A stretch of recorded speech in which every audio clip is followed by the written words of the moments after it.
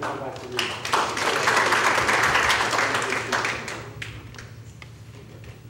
Hey, Jim. You had mentioned on your opening comments that you were working on overhauling the patent system. What things are in place to do that? What things are wrong with it now?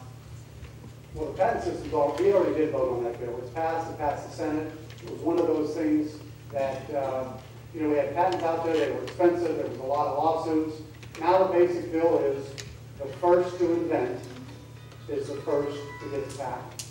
And a lot of people didn't understand that. They call it the first to file. Yeah. It's really the first to file. You don't have to be able to prove that you invented it too. It's the first to invent. And that was a real major overhaul because there's been so much done in the patent law. And again, I can tell you from my own experience. I had a situation in one of my businesses where we had an item that we were trying to patent, and we had spent 7 or 8 months on it. We had the leading product, and all of a sudden 1 or 2 other entities started to try and do the same thing, and they filed a patent. It was so unfair. It shouldn't be. It should be the first one to invent, and that was the overhaul that we were going through. Right here. Oh, yes, my question is a little bit on a different track. It has to do more specifically with an article that was first published in the Toledo Play about campaign contributions. And please, be a little easier if I just read my question. Toledo Play recently reported that on a series of suspicious donations to your campaign and your PAC from employees of Soros Corporation, hope I'm pronouncing that right, including contributions of $5,000 from employees listing their occupation as copywriter and who own houses worth a little $66,000. Did you do anything to ensure that these contributions were legal?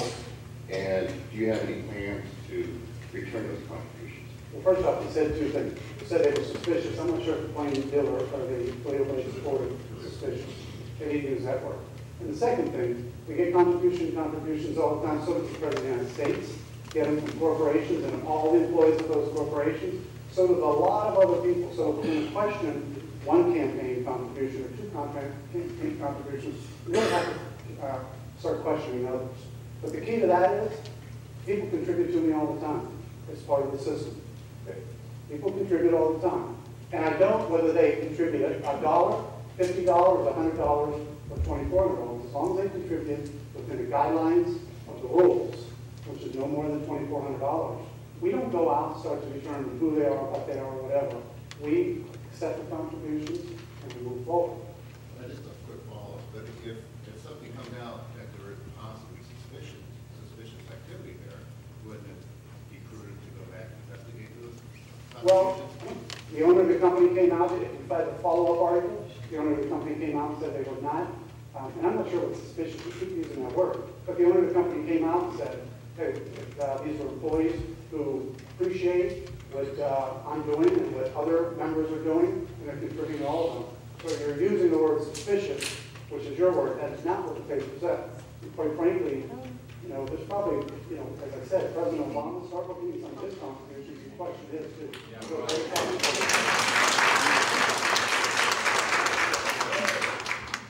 I will. You didn't think I was going to come this? Okay. No, I'm just surprised I'm the first woman to speak so far. You talked a lot about the burdensome regulations on small I businesses. think you're the first one to put their hand up, but that's okay. Well, you talked a lot about the burdens on small business, the burdensome regulations on small businesses. But what about the burdensome regulations right now being enacted on reproductive rights across the country, like the state defunding of Planned Parenthood, which you did vote for in February of 2011? And my question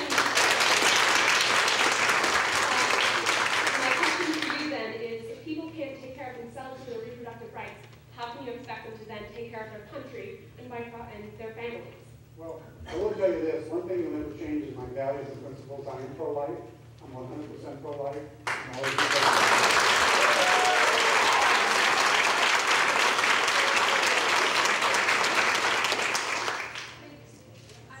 So you think that my uterus is your business? I told you, I'm not going to change my principles, my values. I am pro-life. I'm always going to vote pro-life, and I'm going to continue to vote pro-life. Yeah, when there's another person in your uterus, yeah, it's my business.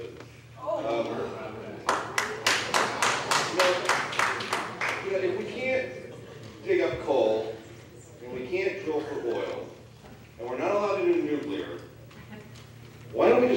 the lights and everyone just go home. We're so, if you talk about stifling regulations, I think it starts with stifling attitude about what the trade-offs are between advancement of our society and what it costs us. And I don't think we have a really realistic view of what that is. The environment is the environment, but I believe, and I want to get your opinion on this, that we are overburdened not with regulation, but with a lobbying group that has more power than maybe even the Congress itself in this environment.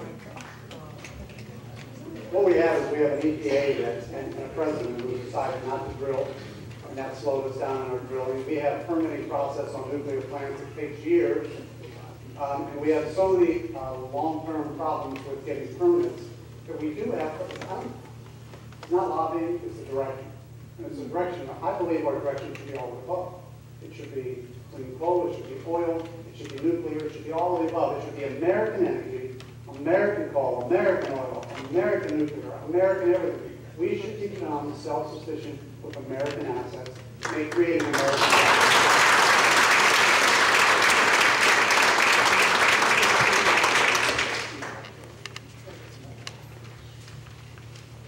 Hi, Congressman.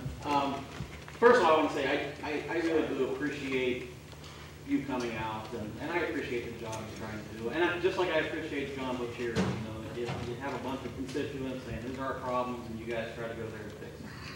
That said, I'm a constitutional conservative. One of the first things you said at Malone was you passed a law saying no matter what we pass, we're going to cite the constitutional reference where we're allowed to do that. Now, in your first legislation you put out, the Employee Act, you're reimbursing corporations for hiring people. I'd like to know where that is in the Constitution. Well, what I'm actually doing is redirecting dollars that are already being spent over the last year and 2 years. They're going to probably be spent over the next year if we don't do something to put back into job creation. And that's really the goal of that. We can continue to say we're not going to do that, but the unemployment system is going to continue to be used. It's going to be continued to take advantage of. And quite frankly, I believe that we need a safety net. I believe that people have the opportunity, if they lose their job, if anyone in this room loses their job, they should have a safety net. But the problem is, we need to be able to get them back to work. So I'm converting a safety net back to an opportunity to train people and get them back to work. So where in the Constitution, though, does that come?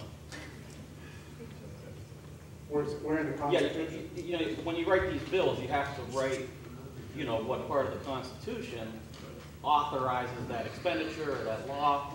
Is that just part of the general welfare clause that everybody's using? Well, again, it is part of the general welfare clause, but it's a spending amount, spending dollars that are already being spent, trying to redirect them for things. I'm looking for a woman to answer a question. I appreciate you coming. I've contacted your office 3 times on you ran on repeal and replace. There's not no replacement bill. I'm a person with a pre-existing condition. I'm also a person that's going to be 54 next month, so I'm in the voucher plan. 3 years ago, I tried to do the responsible thing to buy long-term care insurance. Every insurance company in the state of Ohio turned me down. And now, with that bill, I'm going to be going at 65 years old, trying to get insurance that nobody's going to insure me. Now, what is your answer to that? That I didn't really care about Obamacare, but I like the pre-existing. There's a lot of people that got it. Pre-existing started out in the 70s for when women came in the workplace and were pregnant, that their insurance, there was a pre-existing condition that pregnancy wouldn't be prepared or paid if she was already pregnant when she entered the workforce. Now, the insurance companies have used it to get blood pressure, whatever you've got, whatever your ailment. It's pre-existing. They don't have to take it.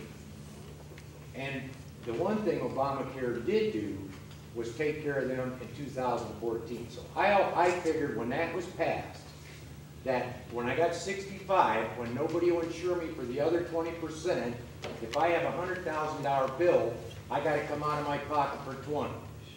But now the Medicare is gonna be gone. Do we need to change Medicare some? Yes, there should be some co-pay, some means testing. But the answer of just nothing, here's a voucher, at 65, go fight on your own for insurance, that's not the answer that I want to hear. Let me answer the question. It's not, and again, I'm going to tell you another thing. I'm currently in the appeal process on a drug that's just been done in May for a virus that I have, hepatitis C. All right, I got it from tattoos when I was a young guy before they changed the ink. And I went through the experimental process in the Cleveland Clinic, went through different trials, and now that they finally got the triple therapy that's went from a 40% success, which I tried back 7 years ago, plus these other gut-wrenching ones, that now that they've got one that's raised success up to 80%, my insurance company's telling me, we don't think so. Now I'm going to be 54 next month. If I was going to be 74, I wouldn't even bother the insurance company about trying it. But I've had this since 1985. And anybody that knows anything about hepatitis C, it's between 20 and 30 years where it turns into a very ugly condition. I'm in year 26. And there's a treatment that I can't do right now unless I want to spend $10,000 a month. All right? I don't have $10,000 a month to spend. If I had $10,000 to spend on it, and that was the treatment. That's why I'm lucky that I have a health plan from a group policy because I would not be able to get it. And I was trying to get the long-term care because liver failure on the way out of here is not a good thing. I watched a lot of it at the clinic when I was doing them trials. And for me to end up on a liver transplant list, we agree they're a going to lot. spend a lot more money. We agree a lot. That's what I'm saying. I'm not trying to cut you off, but just so you know, if you heard. I agree with a lot of things you're talking about. Right. The healthcare thing Well, just has me crazy. Let me tell you what's going on with the healthcare bill. Look, if you heard me campaign, I always said that there were some good things in the healthcare bill. I always felt that we had to look at the pre-existing condition clause. I always thought we had to look at the caps on individual expenditures. What this current Congress has done is said we need to repeal the current healthcare bill, and then they sent it down to the 4 subcommittees that have healthcare related, I was going to say experience, but not that. The jurisdiction, healthcare related jurisdiction, and those 4 subcommittees now are supposed to come back and replace. So there is a plan to repeal. We've already done that. Now we're looking to replace it with something that includes some of those things we like, but some also things that are going to bring costs down. Remember, I told you all along, the biggest problem with the President's health care plan was it did nothing to reduce costs. It did pick up pre-existing conditions. It did pick up some things that I believe helped the safety net. Remember, I'm not going to stand up here and say, and I guarantee you there's no one in this room that doesn't think people should be, we shouldn't be concerned about people within the safety net. But I will also tell you that a health care plan that's passed that is raising health care costs by 30, 40, 50% is doing nothing but tripling our economy and reducing our jobs. So that's one thing. That's where the repeal into place. When you spoke, and I forget where you're going with the other, but you talked about. Well, when the Ryan budget plan. Oh yeah, Ryan budget plan. It puts it into a voucher system. It's not a voucher system, But and there's that's no what. pre-existing condition in it. Right. I do want you to take a very good look at the Ryan plan. It does not. It puts it into a free market system. It privatizes it. It gives subsidies, not vouchers. It subsidizes more for those that need more. It subsidizes less for those that need less. And it gives everybody the same opportunity to buy the same health insurance that members of Congress have. Except it does nothing for the pre-existing person, so that privatizing it, I go to get my insurance and they just say no. Just like all the long-term care plans in Ohio have done. Well, I think I know the pre-existing condition is something they're looking at on the subcommittees. It should have been in that budget plan that he did. If you're going to change Medicare system, like they did Social Security back 28 years ago or 30 years ago with Reagan, when they changed it, they raised the age limits gradually up, and you paid a little bit more, and the caps started to raise. And I was a maximum cap payer for 29 out of 32 years that I was employed in my other jobs. I now have a different job that I don't get that cap. Well, keep in mind, the healthcare bill was repealed by the Senate, the House. The Senate has not taken it up. I doubt if they will take it up until 2012. And at the same time, you have the committees looking at pre-existing conditions and all that for replacement ideas. But that's the goal, and that's where this Congress is going. Thank you. One of the things that you mentioned in reference to the budgeting process and stuff like that is the oversight, okay, from the appropriations that's already defined. Has there been any thought into looking at the entire process of budgeting to begin with? This idea of starting at what do they call it, zero-based budget, or, basically they start at whatever they spent last year and then go up from there. What about looking at, as a business does, looking at what is it that's needed, and let's define our budget process from zero instead of from billions of dollars to begin with? Is there any opportunity to do that? I will tell you that one of the things this bipartisan group has talked about is budget issues. There's a whole bunch of things we need to start looking at. One of the things I learned in my 9 months is that we budget, the CBO scores anything over 10 years. So a lot of these bills are written so that the 11th, the 12th, and the 13th year is when all the costs dump in. So one of the ideas we said was, when we're going to budget, we need to budget out 20 years. Because you've got to take into consideration what happens in 11th, 12th, and 13th year. There has been some zero-based budgeting talks. There also has been some talk about how do you budget unless you can come up with a revenue number first. Estimated revenue number. I mean, I've done enough budgets in my life. You don't budget just based on expenditures. You got to look at what your projected revenues are going to be. You set your projected revenues, and then you set your projected expenses.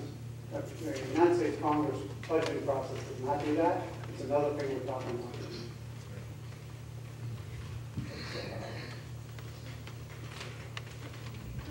With the levels of corruption and scandals and cronyism and waste, is there any hope that that's going to ever change, or is that just the best our government can do?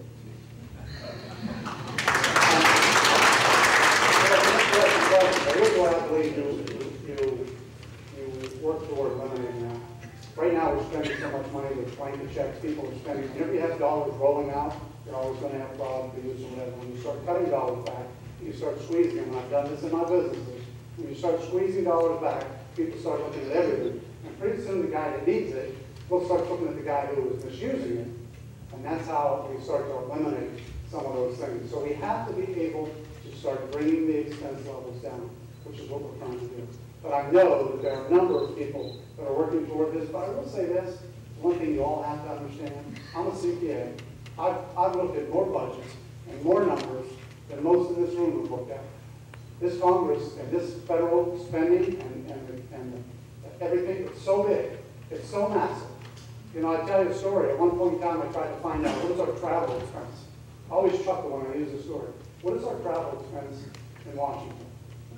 In my business, in any business, I used to always look. You want to figure out how to reduce expenses, you want to see some ways, let's look at travel. I had my staff looking at that for months, trying to dig it out, because there's a piece here, piece here, piece here, it's all over. My goal would be, if you all allow me to go down there and represent you long enough, to start looking at ways that we can start figuring out how much we're spending, how we cap it, how we look at it, what's being spent. I can do that, but you can't do it in 9 months. And I agree with you, those are things we have to look at.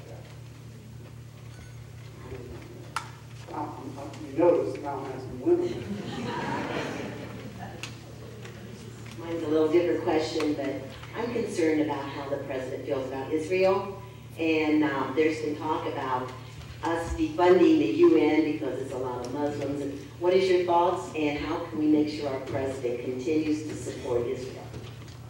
Well, there's nothing we can do to make the President of the United States do what we want him to do. But I can tell you that the Congress, the bipartisan Congress, the Senate, the House believes that we need to support Israel. It's the only democracy in that region. We need to continue to support Israel.